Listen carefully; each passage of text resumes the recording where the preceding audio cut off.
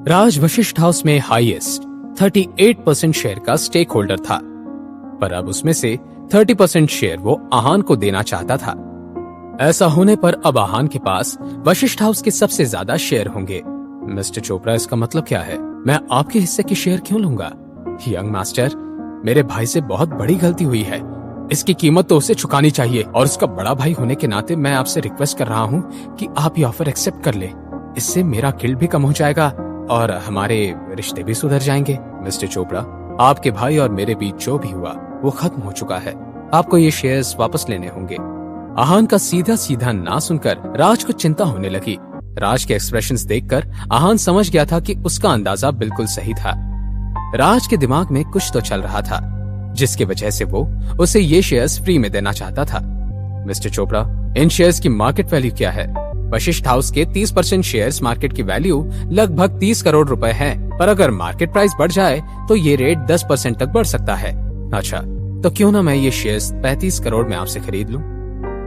Young master, आप मजाक कर रहे हैं ना? मैं आपको ये शेयर्स दे रहा हूँ, फिर आपको इन्हें खरीदने की क्या जरूरत है? मैं बिल्कुल मजाक नहीं कर रहा, मैं सच बोल रहा हूँ। मैं चाहता हूँ कि वशिष्ठ हाउस और ग्रो करे, इसलिए मैं ये शेयर्स खरीदना चाहता हूँ। पर यंग मास्टर, मिस्टर चोपड़ा, मैं जानता हूँ कि आप क्या कहना चाहते हैं, पर मैं अब भी यही बोलूंगा कि मैं ये शेयर्स खरीदना चाहता हूँ। अगर आप मुझे ये शेयर्स बेच देंगे तो फायदा आपका ही होगा। अगर आप सच में चाहते हैं कि मैं 30% शेयर का मालिक बनूं, तो आप इन्हें मुझे 35 करोड़ में बेच दीजिए। आहान का कॉन्फिडेंस और जिद देखकर राज हैरान था। राज को ऐसे देखकर आहान को कहीं न कहीं मजा आ रहा था। उसके चेहरे से मुस्कान जा ही नहीं रही थी। उसका इतने पैसे खर्च करने का कारण ये नहीं था कि उसके पास बहुत पैसे थे, पर ये था कि वो सच में चाहता था कि वशिष्ठ हाउस में बहुत डेवलपमेंट हो, और वो सिर्फ मनाली में ही नहीं बल्कि हर जगह उसका नाम हो। और दूसरी तरफ अगर वो 30% खरीद लेता तो ये एक तरह का इन्वेस्टमेंट होगा। अगर कभी कोई दिक्कत आती तो वो आराम से ये शेयर्स बेचकर अपना पल्ला झाड़ सकता था। पर अगर वो ये शेयर्स ऐसे ही ले लेता तो उसका वशिष्ठ हाउस से एक रिश्ता जुड़ जाता। वहाँ से जुड़े किसी भी प्रॉब्लम में उसे अपना पूरा जोर लगाना ही पड़ता। मिस्टर चोपड़ा, आपका क्या कहना है? अगर आपको ये मंजूर है तो मैं साइन कर देता हूँ, बाद में अस्मिता आपको पैसे ट्रांसफर कर देगी। आहान ने सवाल किया। यंग मास्टर, जैसा आप कहें, पर मैं आपसे पैसे मार्केट वैल्यू के हिसाब से ही लूंगा। राज ने अपनी बात रखी। आहान ने बिना कुछ जवाब दिए पेपर लिए साइन ले ली और अस्मिता से पैसे ट्रांसफर करने को कहा। यंग मास्टर, ये वशिष्ठ हाउस का सुप्रीम मेंबरशिप कार्ड है, आप इसे रख लीजिए। ये सुप्रीम कार्ड है, ये यहाँ सिर्फ 3 शेयर होल्डर्स के पास ही है। ये एक तरह का प्रूफ है जो आपको बताता है कि आप ज्यादा शेयर के मालिक हैं। इससे आप सारी फैसिलिटीज यूज कर सकते हैं। आहान ने गर्दन हाँ में हिला दी। तो यंग मास्टर, मैं चलता हूँ, अगर आपको किसी भी चीज की जरूरत हो तो मुझे बताइए। इतना कहकर राज वहाँ से जाने लगा। तभी एक जोर से आवाज आई। किसी ने दरवाजे को बहुत तेज लात मारकर दरवाजा खोला था। बाहर से कमरे में एक गुंडे जैसा दिखने वाला आदमी आया और जोर से चिल्लाने लगा, आहान कौन है? बाहर निकल, तुम्हारी हिम्मत कैसे हुई अंदर आने की? राज ने तुरंत सवाल किया। तुम आहान हो? मैंने पूछा तुम कौन हो और अंदर कैसे आए? गुरुजी राज चोपड़ा के गाइड और मेंटर थे। वो मार्शल आर्ट के स्टेज 2 पर थे। मनाली में उनके आर्ट की बहुत इज्जत थी। जी मास्टर, गुरुजी ने तुरंत जवाब दिया और जोश में आकर उस आदमी को जोर से धक्का दिया। वो समझ गया था कि गुरुजी मार्शल आर्ट में ट्रेंड थे। वो highest form of martial art को अच्छे से जानते थे। वो आदमी भी मार्शल आर्ट में ट्रेंड था, इसलिए वो जानता था कि गुरुजी उसके सीनियर थे। सीनियर, मुझे छोड़ दीजिए। अच्छा, अब तुम्हें छोड़ दें? तमाशा तुमने शुरू किया था, तो अब तुम ही बताओ कि तुम्हें यहाँ किसने भेजा? ब्रिज चौधरी और सुहासिनी चौधरी ने। प्लीज मुझे माफ कीजिए। ठीक है, मैं तुम्हें माफ कर दूंगा, पर एक शर्त पर। तुम्हें यहाँ जिसने भेजा है उसे यहाँ बुलाओ। इतना बोलते ही उस आदमी ने तुरंत अपना फोन निकाला। उधर चौधरी फैमिली हॉस्पिटल में थी। मॉम, अंकल का फोन क्यों नहीं आया अब तक? बेटा तुम चिंता मत करो, अंकल ने उसे ढूंढ लिया होगा। तुम उससे अपना बदला ले लेना, तुम परेशान। सुहासिनी अपनी बात पूरी करने ही वाली थी कि उतने में उसका फोन बजा। देखो बेटा, अंकल का फोन आ गया। हेलो, मिल गया तुम्हें वो आहान? उसे लेकर यहाँ आओ। जी, आहान मुझे मिल गया है, पर अगर आप तुरंत यहाँ नहीं आई तो मैं उसे छोड़ दूंगा। इतना बोलकर उस आदमी ने फोन कट कर दिया। मॉम, क्या बात है? अंकल ने क्या कहा? वो चाहता है कि हम मनाली होटल जाएं। मुझे नहीं लगता कि तुम्हें वहाँ जाना चाहिए। ये कोई जाल भी हो सकता है। मेरी बात मानो और वहाँ मत जाओ। ब्रिज ने एक बार फिर कोशिश की। अच्छा मॉम, लेट्स गो। अंकल ने हमें होटल बुलाया है, कुछ सोच समझ कर ही बुलाया होगा। आज मैं इस आहान को छोड़ूंगा नहीं।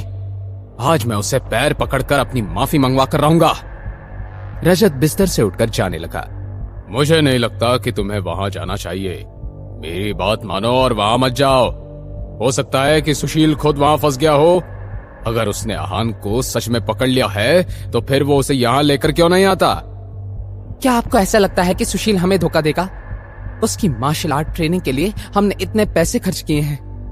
बात चाहे जो भी हो, पर अब मेरा बेटा उस आदमी से बदला लेकर रहेगा। कुछ देर बाद दोनों माँ बेटे मनाली होटल पहुंचे। उनके पीछे पीछे ब्रिज भी वहां आ गया। तीनों ने रूम में घुसकर नोटिस किया कि आहान सोफे पर बैठकर आराम से चाय पी रहा था। क्या ये वही आदमी है जिसने तुम्हारी ये हालत की? हाँ मॉम। इतना सुनकर सुहासिनी आहान की तरफ गई और उसे थप्पड़ मारने के लिए हाथ उठाए ही था कि तभी उसका हाथ किसी ने पकड़ लिया। वह हाथ किसी और का नहीं, ब्रिज चौधरी का था। ये तुम क्या कर रही हो? क्यों हम सबको मुसीबत में डालना चाहती हो तुम? रूम में एंटर करते ही ब्रिज ने राज चोपड़ा और गुरुजी को देख लिया था। ब्रिज समझ गया था कि आहान कोई मामूली आदमी नहीं है। ब्रिज चौधरी, मुझे नहीं पता था कि तुम में इतनी हिम्मत है। तुम्हें क्या लगा कि तुम यंग मास्टर को नुकसान पहुंचाने किसी को भी भेजोगे और फिर खुद बच जाओगे? मैं तुम्हें इतना बेवकूफ नहीं समझता था। यंग मास्टर, ये दो शब्द सुनते ही ब्रिज और सुहासिनी के पैरों तले जमीन खिसक गई। यंग मास्टर, अब आप इनके साथ क्या करेंगे? मैंने तुम्हारा एक हाथ तोड़ा, पर फिर भी तुम्हें अकल नहीं आई। रजत अब समझ चुका था कि आखिर आहान था कौन। उसके लिए सबकी ऐसी रिस्पेक्ट देखकर रजत घबराने लगा। यंग मास्टर, मैं हार मानता हूं। सरेंडर। सरेंडर? अब तुम सरेंडर करना चाहते हो? तुम्हारा सारा गुस्सा और अकड़ कहां गए? यंग मास्टर, इसमें मेरे बेटे की कोई गलती नहीं है। सुशील को मैंने भेजा था।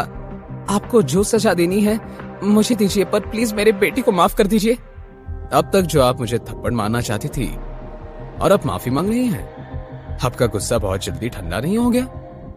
मैं वो ऐसा करते हैं, इसका दूसरा हाथ भी तोड़ देते हैं ताकि इसे सब जिंदगी भर याद रहे। प्लीज हमें माफ कर दीजिए। माफ कर दीजिए यंग मास्टर, इन दोनों से गलती हो गई है। उसकी माफी मैं मांगता हूं आपसे। आगे से ऐसा कुछ नहीं होगा। गलती शायद मेरी है। मैं ही अपने परिवार को अच्छे से मैनेज नहीं कर पाया। जाने दो, ये लास्ट टाइम है कि मैं तुम्हें माफ कर रहा हूं। अब अगर आगे कुछ ऐसा किया तुम लोगों ने तो मैं तुम्हें छोड़ूंगा नहीं, समझे? Now just get lost. Thank you young master, आप महान हैं। आपका दिल बहुत बड़ा है। आगे से मैं पूरा ध्यान रखूंगा कि मेरी बीवी और बेटा ऐसी कोई गलती ना करे। आहान ने अपना मुंह फेर लिया। इसके बाद चौधरी फैमिली वहां से चली गई। राज और गुरुजी भी वहां से चले गए। आहान फिर से सोफे पर बैठ गया। वो सोचने लगा कि कैसे ब्रिज ने अपने परिवार को बचा लिया था। उसे अपने पुराने दिन याद आ गए, कैसे उसका पूरा परिवार उसे और उसकी मां को टॉर्चर करते थे और वो भी ऐसे ही घुटने टेक कर गिड़गिड़ाते थे। ये सोचते सोचते आहान की आंखें थोड़ी नम हो गई। तभी सुशील बाथरूम से बाहर आया। यंग मास्टर, मैं तुमसे कुछ सवाल करूंगा, उसका सच सच जवाब देना तुम, और मैं तुम्हें जाने दूंगा। आहान ने कहा, आप मुझसे जो पूछना चाहते हैं पूछ सकते हैं, मैं झूठ नहीं बोलूंगा। मार्शल आर्ट स्टेज 1 में कितने लोग हैं? आहान ने सवाल किया। यंग मास्टर, जितना मैं जानता हूं अभी मार्शल आर्ट स्टेज 1 में मनाली शहर के 150 लोग हैं। इनमें से 100 लोग तो केवल 1 पर हैं और 30 लोग केवल 2 पर हैं और 20 लोग फाइनल लेवल पर हैं। सुशील ने सच सच जवाब दिया। अच्छा ये बताओ, ये मार्शल आर्ट के स्टेज 2 पर कितने लोग हैं? स्टेज 2 पर ज्यादा लोग नहीं है, लगभग 10 से 12 लोग होंगे। इतना कहते हुए सुशील ने उसके नाम और लेवल बताने शुरू किए। आहान उन्हें बहुत ध्यान से सुनता रहा और नोट करता रहा। वो उनके बैकग्राउंड के बारे में जानना चाहता था। और हाँ, जो आदमी मास्टर चोपड़ा के साथ था वो भी स्टेज 2 पर था, पर कौन से लेवल पर था ये मुझे अच्छे से नहीं पता। अब आहान का सुशील की बातों पर ज्यादा ध्यान नहीं था। उसने एक नाम सुना और उसी पर अटक गया। वो कहीं ना कहीं जानता था कि वो आदमी कौन था और शायद 3 साल पहले उन आदमियों के साथ था जो उसके पीछे पड़े थे। क्या आप मेरा एक काम करेंगे? मैं आपका हर काम करूंगा। मैं चाहता हूं कि तुम मार्शल आर्ट एक्सपर्ट अक्षय से दोस्ती कर लो। मुझे उसके बारे में कुछ इन्फॉर्मेशन चाहिए। आहान ने जवाब दिया, हो जाएगा यंग मास्टर, आप फिक्र मत कीजिए। आप बस बताइए आपको क्या जानना है। मैं जानना चाहता हूं कि 3 साल पहले क्या अक्षय किसी को पकड़ने के लिए किसी मिशन का हिस्सा था? अगर हां, तो उसके साथ और कौन कौन थे? और हां, ध्यान रखना कि ये काम तुम छुप कर करना, दुश्मन को पता नहीं लगना चाहिए। यंग मास्टर, आप बिल्कुल फिक्र मत कीजिए, आपका काम हो जाएगा। इतना कहकर सुशील वहां से चला गया। क्या सुशील ये इंफॉर्मेशन निकाल पाएगा? क्या आहान जान पाएगा कि उसकी जान लेने के लिए 3 साल पहले कौन आए थे? जानने के लिए देखिए अगला एपिसोड सिर्फ पॉकेट एफएम के यूट्यूब चैनल पर। और सीक्रेट अमीरजादा के सारे एपिसोड्स को सुनने के लिए डिस्क्रिप्शन में दी हुई लिंक से डाउनलोड कीजिए पॉकेट एफएम ऐप।